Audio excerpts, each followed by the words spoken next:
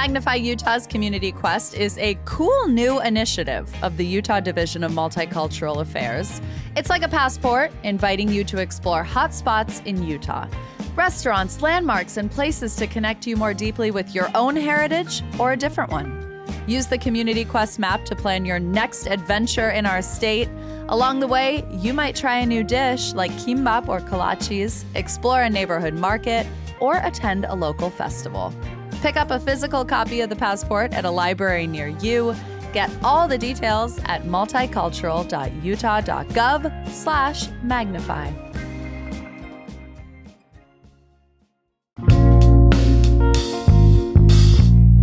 Today on CityCast Salt Lake, Governor Cox is hot on quantum technology. What the heck is that? Plus, e-bike and scooter injuries are on the rise, and Swig appears headed for world domination. I'm Emily Means, filling in for Ali Vallarta, and I'm here with our audience development manager, Angie Treasure. Hey, Angie. Hi, guys. Good to see ya. And we've got a brand new guest, never before heard on the CityCast Salt Lake podcast, Alpine resident Scott Wessman. Hey, Scott. Hey, how's it going, Emily? Oh, great. We're so glad to have you. But you are probably also more than an Alpine resident, right? Will you tell us a little bit about yourself? What's your deal? Yeah, West Valley, born and raised, or actually born elsewhere, but raised in West Valley and live in Alpine now. I work for a technology company called Edigy. We do payment processing. Pretty exciting. Fun stuff. Okay, but this is great because we kind of need you to bring your tech angle here as we talk about some of the topics on our agenda today. So really glad to have you. Thanks so much for joining us. But before we get into the conversation, I've got to tell y'all about our swag closet clean out. We have tote bags, we have mugs, we have a pennant with the 9th and 9th whale on it. And this is all to celebrate our city and show your support for CityCast Salt Lake, because the way that you get it is by becoming a CityCast Salt Lake neighbor. That is what we call our paid members supporting our work here at CityCast. So you can claim your swag right now at membership.citycast.fm. It's just $10 a month. It's really easy to do. Angie, you got your eye on any of our swag items? Yeah. Listen, I don't think I could choose if I was signing up as a member now, just because I love all three of the items so much. So we've got a great tote bag, a beautiful pennant that was made in collaboration with Oxford Pennants. It says, "I live here on purpose," and has a beautiful little image of the whale on it. It's cute. And a great diner mug, which I just love the heft of. I think as I get older, like I don't want something too small. I love those little milk glass ones, but they're just like a little trinkety. I want something that's like hefty. That my mom always ate ice cream out of her mug. So that could be your designated ice cream mug, or it could be your coffee mug or your Diet Coke mug, or I think our friend Scott Wessman might drink Mountain Dew out of it. So whatever you're into, you should pick up an item. We actually met someone on Ado one day who was already a member, but wanted to get his wife an item, so signed up so she could get one. Yes. But we would love to send you merch. So please sign up to become a member. It's $10 a month or $100 a year if you want a slight discount for paying up front. You get ad-free listening. You get members-only segments. You get special activities and emails. And we also... it helps us do what we do. So please sign up so we can clean out our closet and welcome you into the fold.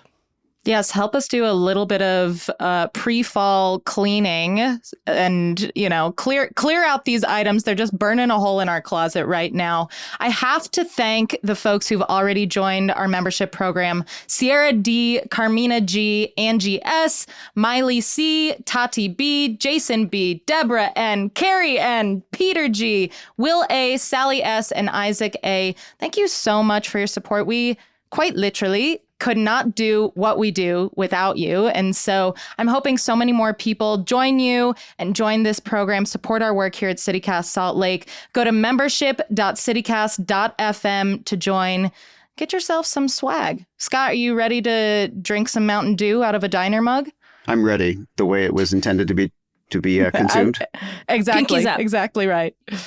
Yeah, We'll talk more about soda later, but in the meantime, let's talk about quantum technology, because why the heck not? Governor Cox signed an executive order this week to create the Utah Quantum Initiative. And here's a quote from him. "Quantum technology is going to change how we compute, communicate, manufacture, discover new medicines, and defend our country. And Utah has the people and infrastructure to help lead that transformation." And I got to tell you, Scott, this is where I'm really hoping you can come in and help us out. What the hell is quantum technology?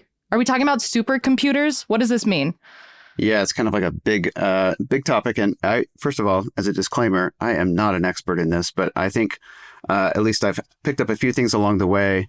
I think the way to think about it is that there's this, in the traditional world of computers, it's kind of like zeros and ones, right? And you sort of hear that whole binary concept. And our whole computing infrastructure is built around that sort of like basic premise.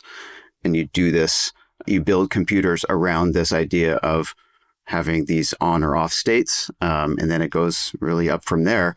Quantum sort of starts from a different spot, which is these things called qubits that hold.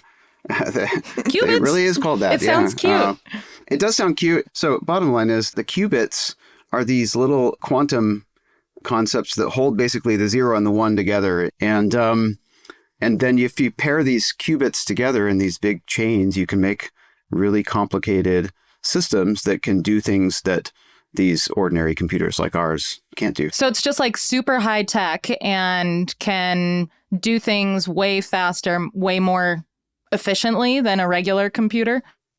Potentially. And that's part of the weirdness of it all, is that it's just a different beast, really. And I would think of it less as like a supercomputer in the sense of just like our computers, but faster, and more like you can now do things that ordinarily would require almost infinite amounts of tech in our traditional world. So a big area, for example, would be like cryptography. So these quantum computers have the ability potentially to basically crack the encryption of these modern systems. And so a big reason why there's this focus right now on quantum from a government perspective is a lot of what we do, of course, relies on encryption to be impenetrable to the enemies of the country. And of course, we all rely on encryption ourselves, to have secure and private communications and hold sensitive data in a way that can't be hacked. So it's actually a pretty big deal as these things become a reality, which I think they very much will be. We got to be ready. We got to be ready. Okay. Let's pull on that thread a little bit because, Cox hit this national security angle. Apparently, we are competing against China for developing. China always pops out in quantum the tech articles. Yes, right. And so, Angie, like you and I, not really tech people, I think it's fair to say, Sure. At least not like our friend Scott here. Are you buying into this argument around national security and, this race with China? I think everything feels like a race with China now. So some of that messaging, I think, can get lost because it becomes the common refrain. And so you're like, is this true? Is this not true? But like also hearing Scott explain it, it's like, oh, I do understand why encryption would be important for national security. I think that's probably true of all countries. And China is known for getting out ahead on these technological fronts. And, they're not afraid to build data centers. They don't really have the same concerns with impact on citizens as we do here in the US, or at least the sensitivity to it from a public policy standpoint. So I do think it's interesting that China is kind of at the forefront. And I guess I'm still learning what this means for next steps. So what this means for Utah, actually, Right. Well, Scott, is there anything you want to say here about the national security angle? I think maybe you can tell we are sometimes a little bit skeptical of that angle here, at least, among some folks on this podcast. But does this really resonate with you? Yeah, it does. I would sort of broaden it a bit. It's not just like China doing things that are nefarious with quantum, but it's more like the potential that these systems have to do things that we can't do today. And by the way, it's, super important to say quantum technology is not just a security problem. It's more like opens up a whole new world of possibilities. And so I am by nature an optimist, and I wear the optimist hat in these situations as well, that quantum technology is meant to be this opening to do a lot of things that have been very difficult for us to do in other contexts, like pioneer new medicines and increase the efficiency of what we we have today from an energy perspective. And so there's just like a whole bunch of things that really could be advanced that way.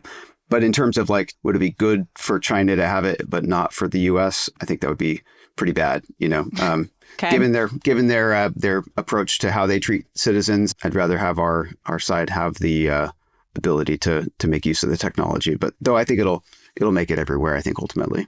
I mean, on that note, like all of the possibilities beyond national security, you're saying like we can use this for advancements in medicine and many other things. I do feel like that's what we've heard about AI as well. And, the public sentiment around AI is not good right now, especially in relation to the data centers that it takes to make it all work. So I am wondering, what will the public's response be to Utah's push around quantum technology? Maybe we don't, or maybe I don't understand what all of the potential impacts could be in terms of the environment, in terms of jobs, and if the public will rally against it in the way that we've seen around AI and data centers. But that's something that I'm kind of keeping my eye on too. I like that. I mean, I'll give full disclosure. I'm a huge fan of AI in the broader sense. Not so much in the maybe AI slop sense, where, a lot of our social media gets sort of filled up with a bunch of slop that none of us love. Yeah. And I think maybe thankfully for the quantum side, its sort of propensity to be sort of a slop cannon is lower. So I think we may go directly from quantum to good outcomes. There's less creative misuse of quantum happening than there is with, ChatGPT or Gemini or whatever. Potentially. So, and I think the ability to really increase our speed of innovation, for example, the ability to trial drugs much more quickly or simulate the outcomes of new drugs that we in part envision because of these systems, I find very exciting. As between the two, quantum's way further back in terms of its development. They're still having trouble keeping these systems stable, in part because you have to basically keep them at either supercooled temperatures or like control them with lasers. It's like a whole bunch of like, laser 29th century sort of stuff. Yeah. Yeah. Okay. More to learn about here, more to discover. But I do kind of want to end on this note, which is, what does this initiative, Cox's push for quantum technology, kind of say about where we're headed as a state? Something interesting here from the Utah News Dispatch and their reporting of this executive order. Trump also signed an executive order earlier this year to push quantum tech development. There's definitely some politics at play here too, for me. But I guess I'll put to you two, what do you think about this direction for the state? In some ways, it feels a little, I don't know. Our legacy as a state feels like a mixed bag. We've very much tried to push technology forward at least the last 20 years. I mean, Silicon Slopes has been at the forefront of the Utah story in a lot of ways. Spencer Cox, I think, is an interesting figure because he is from rural Utah. And so I think a lot of the times his concern is like, let's not leave our rural communities behind, support our farmers. So it's kind of a mix. And ultimately, too, it's like we don't know what this push will come at the expense of, if anything. Trying to put on my Scott Wessman optimistic hat. Very glass half full.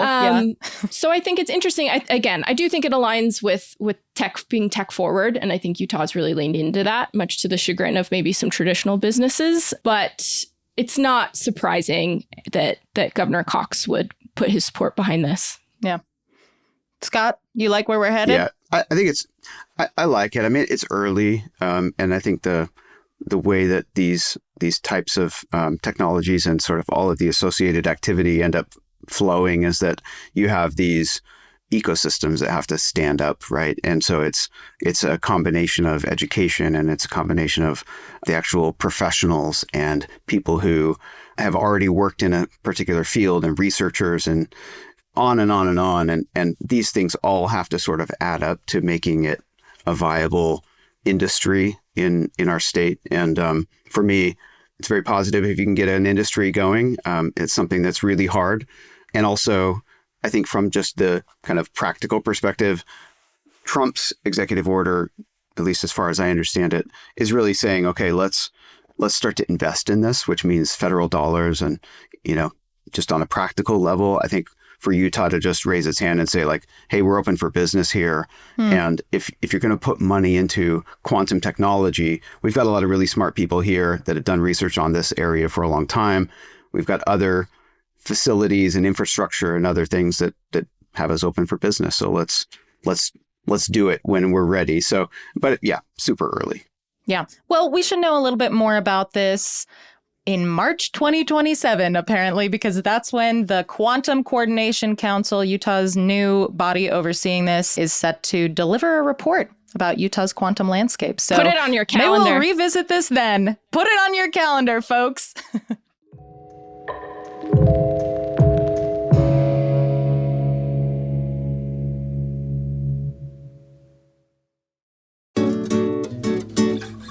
Utah Presents has 21 exciting shows in this year's season, and I've got a promo code to save you ticketing fees.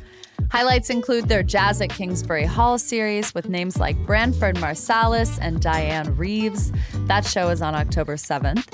If you will need a Christmas gift for a family member, how about tickets to the Stella Cole Holiday Show on December 18th? Sure to be splendid and cozy. Now, if you love dance, who doesn't? Research shows it treats depression. Check out Kingsbury Hall's Touring Dance Trio, featuring artists like the world-renowned Limon Dance Company on September 24th. I guarantee there is something for you or a loved one at Kingsbury Hall this season.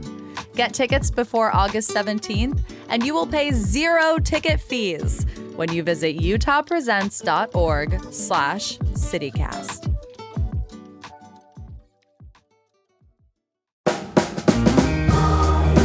The garage floor can look like a crime scene. Road salt, oil drips, tire marks, or it can wipe clean in minutes. Dare I say, your garage can be beautiful. Call SC Garage Floors. SC Garage Floors is family and locally owned with 7+ years doing this, making garages more functional. Their epoxy and polyurethane coatings are built for everything Utah throws at you. Salt, ice melt, hot tires, oil, you name it. Have them add some shelving and racks while they're there. They'll even texture and paint the walls and drop off a storage pod so that your stuff has somewhere to go while they work. Here's what sold me though. Ready? A lifetime adhesion warranty. Not 5 years, a lifetime. Your garage is basically another room in your house. It can look like one. Call SC Garage Floors for a free estimate. Their website is scfsouthvalley.com. Mention CityCast Salt Lake, and you'll get a $250 discount. Audience Development Manager Angie Treasure and Alpine resident and tech guy and glass half full guy Scott Wessman. Let's move into a topic that is a little bit sobering. We've heard some tragic news here locally recently related to e-bike and e-scooter injuries. Angie, tell us what's going on here. Yeah, I mean, last week we had that horrible accident in Syracuse where 2 teenage girls who were 13 riding on an e-scooter were hit in an accident with a truck. Both of the girls passed away. It's been really awful for that neighborhood. And I think it's brought about questions. It did for me about the rise of e-bike and e-scooter usage among young people where, you know, maybe these vehicles are not appropriate for young kids. So NPR recently did a piece on this, and they interviewed a childhood trauma, a pediatric trauma specialist from Massachusetts about this topic. Mm-hmm. And she said, you know, we're seeing 7.5 times the amount of cases of e-bike and e-scooter accidents among children from the last 3 years, and said that at her particular hospital in August, they'd already reached the amount of traumas that they'd seen in the previous year in just 8 months. So these are on the rise. I anecdotally, it's like you scroll your TikTok feed and I'll get doctors and it'll be, what would you never let your kid do? And top of the list is ride an e-bike or ride an e-scooter, in part because I think they aren't treated as vehicles, they're treated as toys. And if you've ever been on one of those things, the power that they have is beyond that of a toy. A Razor scooter, which I grew up on. I mean, I even there was mopeds. Those were around when I was young as a millennial. And even then it was like you had to have your helmet on. And especially because you can rent e-bikes and e-scooters, it's not like you're carrying your helmet with you. I think that's kind of exacerbated the problem. But I'm curious, Scott, as a father of 4, how have you kept your children from breaking bones? Or what's your approach to these kind of vehicles? Yeah, this is a huge trend here in Alpine, and I think all over, really, that these kids, especially the ones that are sort of in that like tweener era, can't drive themselves. Of their lives, can't drive. But it gives them a sense of independence, I would imagine. Absolutely. They're social. They're looking to go visit their friends, or they're looking to go to the snow cone shack or whatever. What's going on in Alpine? I gotta ask you. That's about it. We're going to the visit snow Utah cone shack, County okay? more. We need a lot more than we've got currently, but the snow cone shack does play heavily into what the kids like to do. But they're just looking to get there quickly. I mean, it's just like, you imagine yourself as a kid, if you had the ability to get to a place without having Bug to a parent. Or be really hot, because you're pedaling furiously. And also, in practice, like I'll see kids that have like three kids all crammed onto a single, e-bike. God. Now, the flip side is exactly what we saw with this accident. I mean, just horrible, like, the presence of these kids on the road is its own question, right? They're riding these scooters. They're potentially turning sharply, or maybe they have an error. I don't really know. I think they're still trying to figure out what exactly happened there. But boy, it's tragic. There's so much power and so much tendency, I think, to want to go fast. Like you're going to go sort of as fast as these things will let you. And some of these I see going 35 or 40, I'll pull up. I'll see somebody will pull in front of me. I won't be able to catch them. I'll be on the road at the speed limit and they'll be up ahead of me. And you see in helmets?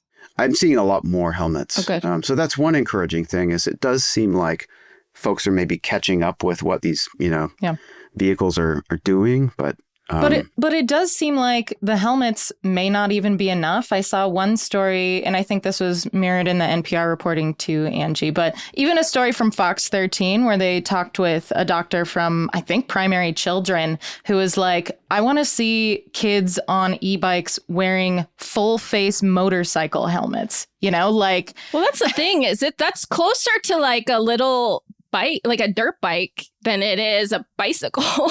Well, and I am interested in this discourse too, because I am seeing e-bikes referred to as e-motorcycles. And I feel like when they first hit the scene, one, everyone was completely unprepared. Do you remember when the Lime scooters hit Salt Lake and we were like, what do we do about this? Yeah.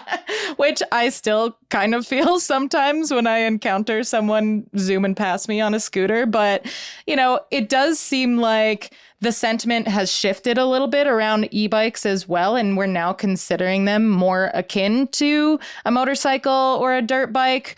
To me, that's a little, I'm wondering if that's a bit of a stretch, because the e-bikes I'm most familiar with are pedal assist, which just kind of give you a little bit of a push as far as I understand it. Not that you're zooming around. Really, I feel more that way about the scooters, which I think just go so fast and with so little coverage, for that person on the scooter. And a scooter feels inherently juvenile too, which I think is like contributes to, it's kind of like when they had to limit vape juice from being like bubblegum flavored. Yeah. Yeah. Because it tastes what good. I mean? Like it does have an appeal to children without, to your point, some parameters in place, because they are seriously, they could go really fast and it can be spooky. Yeah.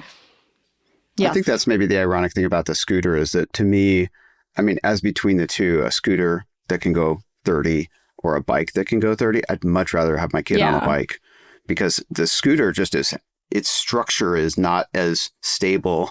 And you see this all the time, right? And by the way, like we talk about, think of the children here, but like think of the adults as well, whose balance may not be as good as they remember it being. I won't get on them. I won't get on a scooter. Okay.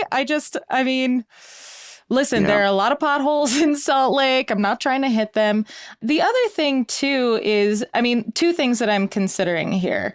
One, when we're talking about mitigating these accidents, I feel like there needs to be more education generally for both the users and the actual motorists, the drivers who are encountering them and maybe not looking and, being aware of their surroundings. This terrible accident that happened in Syracuse, they didn't just fall off their scooters. They got hit by a truck. Towing a trailer. And, so, it was bad. It just a terrible situation all around. I think that there needs to be more education for both the users of the e-bikes, e-scooters, and just general motorists on the road. I also think there needs to be more infrastructure specifically for scooter users, e-bike users, because technically they're not supposed to be on the sidewalk because they're going too fast. But some of them are not quite fast enough to be in the road necessarily. Sometimes I see scooters on State Street. I'm like, Jesus, good luck to you. That's been me before. So, and I'm not in my 30s. You know what I mean? Like in my 30s, downtown Salt Lake, and it's still terrifying. Scary. I'd be white knuckling it, right? So I just am not totally convinced that our sprawling car-centric city is really built for these vehicles, these e-bikes, these e-scooters. At the same time, I just got back from New York City and I hadn't been since pre-COVID, and you wouldn't believe the amount of e-bikes on the, you probably can imagine it's a huge city, but that was a big difference, is stepping into the road or onto the sidewalk. You really have to look out for e-bikes now. And I think cities do adapt. I think New York City has, and it makes sense that a lot of these delivery drivers want a pedal assisted bike versus just the regular old messenger bike. So yeah, it's interesting. I also think parents should have their eyes open when they buy these things for their kids. I'm sure, Scott, you've had a lot of conversations in your life where your kids are like, but the kids down the street have it. Yeah. And understanding rules of the road, because a lot of kids under 16 don't fully understand right of way, who stops when, and safety is that you have to have a helmet if you're going to be flying down the street. Yeah, I think right now has been kind of a Wild West of electric assist vehicles. Again, the ability to go 40 on something that your kid is just riding on with no helmet is, I think we'll all look back. We're looking at it now and saying that's just crazy. Maybe where this goes is that the bikes that sort of become the standard, and maybe the parents hold the line, is like a bike that really can't go faster than about 15. You're getting somewhere very quickly if you can get 15 miles an hour and not have to pedal yourself. But on the other hand, you don't put yourself in grave danger. There's middle ground there. I think the laws are trying to sort of evolve to meet the moment. And I think we'll see some some different tiers of e-bikes and e-vehicles come out that maybe increase our safety. It's like smartphones for kids, where they were like, well, we'll give our kids a phone, but it won't have the full internet. Like maybe that's where we get to with the e-bikes. Give them a flip phone. The equivalent of a flip phone is just a regular bike. No, that'd be the home phone. I think the home phone would be a regular bike. The flip phone is a bike that goes 10 miles an hour. We need to map this all out. I think that's important. Yeah. Pull out the whiteboard. To your point, Scott, we are seeing other cities start to address this by, adding additional regulations and restrictions around e-bikes. Utah does have some e-bike rules that apply statewide, but I'd be really curious to see if, Salt Lake City or maybe even Alpine takes this on at their city council. Absolutely could.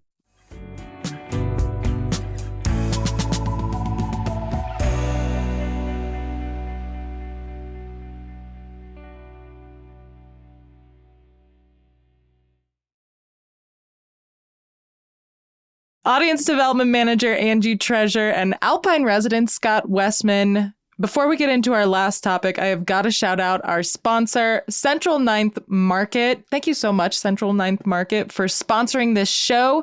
You may know them as having one of the best breakfast sandwiches in town, but Did you also know that they have a farmer's market? It's every other Thursday from now through October. They have prepared food from rotating chefs at the corner store. They've got pastries from Lady Flower. They've got produce from local farms. It's 5 to 7 p.m., so it sounds like it's going to be just a gorgeous evening. You can learn more about it at central9th.com. Okay, let's talk about soda. We are coming back around because, Scott, I actually did just see you sipping from a Diet Coke can, I think. Is that right? I didn't want to get caught, but you clearly did catch me. I spotted you. There was a really nice profile and some analysis here by Peyton Harkins. She's a business reporter at the Salt Lake Tribune about Swig, which is expanding. According to their CEO, the company is opening a new store every 6 days on average. Wow. Okay. And smaller shops are getting a little bit nervous about it. But I think the funny thing here is that all these smaller shops, at least the ones that Peyton talked to, appear to have been inspired by Swig. So I don't know. It's kind of a tricky situation to be in. But are y'all big Swig fans? Are you hitting up that drive-through for your afternoon dirty Diet Coke? I used to be. I'm a McDonald's Diet Coke loyalist. Like I at the end of the day, I mostly just want a Diet Coke that's cold and reliable. And luckily, the one next to me is really good at that. I used to get thirst when I worked at the Jazz just because it was close, and it was like a good reason to get out of the office and like, we're doing a thirst run, and I like their pretzel bites. Swig, again, it's just a little location dependent. Yeah. I like the idea. I think everyone loves a little treat run, and getting a little caffeine boost is universal, as we know. It's not just coffee. We love our Diet Cokes and our energy drinks here in Utah. I do think it's interesting in reading the article, and it talked to a bunch of these shops, and they were talking about the average cost of some of them. One of them said their drinks will run you $8. Like, to me, that's kind of the limit of that's like beyond reasonable. Like, you pay $8 yes, for and a they're soda? kind of dressed up. I don't know if you looked at the photos in this Trib story, but they've got like cream and sprinkles, a lot of whipped cream, and it's obviously set up to be high end. Yeah, and like taken a picture of for Instagram. Experience. And like, to me, I don't know. That's a little. We've lost the plot. Wait, there's a gummy worm in this one. I don't know. What is it doing there? But I do love that Swigs, in a lot of ways, become kind of the thing that people come and do when they're in Utah. They're like, oh, I have to try a dirty soda. Like Nick, who won Love Island USA last year, was just here DJing an EDM concert in Utah, and he did a flight of Swig taste test. But I see that all the time. Like, people want to come to Utah and try dirty soda. So it's an interesting thing that's kind of become our signature, and good for them for figuring out how to keep opening stores. I mean, Scott, you're in Utah County. This must be like the mecca of dirty soda shops, right? It's got to be. It's got to be. I love them at least on a couple of levels. One is that I love the fact that we collectively came up with this thing and got made fun of for a long time, and to tell somebody from out of town before it became sort of a nationwide phenomenon that you could go and get first of all an obscenely large soda with a bunch of stuff added to it, and that this was a good thing. Was always funny to see how people would react. Now that there's the episode of Parks and Rec, you remember that episode where they're like, it's child size, like a tub and they're of like, soda? it's not small for a child, it's an actual size of a child. Yeah, exactly. And so here we are now. I feel like we've been a little bit vindicated, at least in the sense that, you know, we're not the only ones who like this. We're not the only freaks. We're just among many freaks in America, which is awesome. People really like it. Well, I think the funny thing too is Swig is a local business. They started in St. George, but like seeing their growth trajectory and really, you know, now there's this concern that they'll just kind of swallow all the little soda shops. Is Swig the bad guy now? I mean, I do think it's a little different if it's not closing down existing mom and pop shops, right? It's like not yet. I mean, but if you seems like there are concerns. But like if these places popped up because of the dirty soda trend and they can't quite hang, to me that's a little different than Amazon shutting down every. You're like, that's the market, baby. I mean, I again, $8. I can't get over it. Which I understand is reasonable for like a latte, a fancy latte at like a. That is true. beyond the price point we're willing to pay for our little drinks. I think the $8 actually is a good point, which is that you can't be all things to all people when you're somebody like Swig. You've sort of got to pick your lane. You've got your specialties. By the way, I think I go back and forth between like a Diet Mountain Dew and a Diet Coke based drink. But I was going to ask you what your Swig order is. So yeah, I think it's called Endless Summer. I was looking at it yesterday. I'm not a regular Swig visitor, Whimsical. but that's the Endless like Diet Summer. Mountain Dew. Yeah. When you go Romantic viral on flavor. Twitter, It's, you treat yourself, you know? Yeah, you put on the Beach Boys Kokomo and you sort of just float off into a different place, All you know? But yeah, like it's right. that's the lane they're in. There's the lane that's probably like the luxury version of it, right? Sure. And there's probably something between that. Maybe it's the accompanying food, and Angie liked the pretzel bites. I got pulled in by Swig because they had that cold pink cookie. I don't know if you remember that pink. The sugar Sometimes cookie. that The sugar cookie really It pulled makes me your in. teeth hurt, but it's so good. Yeah. It's a lot of sugar, and it's I ate too many, disgusting so and I've delicious. been but that they might have other things, right? Maybe it's food, maybe it's the I don't know, all sorts of possibilities. I mean, I'll just tell you, hair flip. I'm better than everyone. I've only been to Swig one time, and it was for a reporting journey. It was in the pursuit of journalism. It was in the pursuit of journalism. I think it was called The Founder. It was like some sort of dirty Diet Coke. I got it because it was the start of the legislative session, and that was at the time House Speaker Brad Wilson's drink of choice, and I interviewed him pre-session. And I wanted to relate to him. Recorder in one hand, founder in the other. Yeah. Literally. But, I'm not usually a big soda gal. I'm really itching for a Lime Ricky. Do they have those at Swig? They've got everything. I want that. As an aside note, it was fascinating to hear in the Trib story that Tarani, the syrup company, their stock has gone through the roof. Oh, they're loving that. Yeah. Coconut, caramel. It's like selling picks and shovels in a gold rush, Absolutely. All right. Well, now I'm thirsty. Audience Development Manager Angie Treasure and Alpine resident, new friend of the show, Scott Wessman. Thanks so much for chatting about the news and then some with me. Of course. Thanks for having me.